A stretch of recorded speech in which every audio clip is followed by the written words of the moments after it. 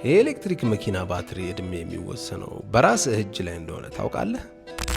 እነዚህም ምነግርህን ነገሮች ካደረግ ፋብሪካው ያስቀመጠልህን ከ8 እስከ 15 ዓመት ድረስ ልትጠቀምበት እንደምትችል አረጋግጬ እነግርሃለሁ። በመጀመሪያ ደረጃ አነዳድህን አስተካክለው። ይህም ማለት አንድ የመኪናህን ጉልበትና አቅም ካወቅ በኋላ ስትነዳ ረጋ ባለ መልኩና ስሙዝ በሆነ መልኩ ነዳ። ይሄ ለባትሪህ ትልቅ ኢምፓክት አለውና። ሁለተኛ ደግሞ ባትሪ ቻርጅ አደራረግህን አስተካክል። ይህም ማለት ባትሪህ ከ20% በታች አይውረድ፣ እንዲሁም ከ80% በላይ ቻርጅ አይደረግ። ከአንዳንድ BYD ሞዴሎች በስተቀር ሌሎቹን በዚሁ መልኩ ተግብረው። በሶስተኝነት ደግሞ ኤሌክትሪክ መኪናህን ረጅም ጊዜ ቻርጅ ሳታደርግ አታቁመው። ይሄ ዋነኛ ባትሪ እድሜህን የሚያሳጥርብህ ጉዳይ ነው። በአራተኝነት ደግሞ ግዴታ እስካልሆነብህ ድረስ ባትሪህን ፋስት ቻርጅ አታርገው። ይህም ማለት በ30 ደቂቃ ፉል የሚያደርገውን ቻርጀር ግዴታ ሆኖብህ እስካልሆነ ድረስ እሱን አትጠቀም።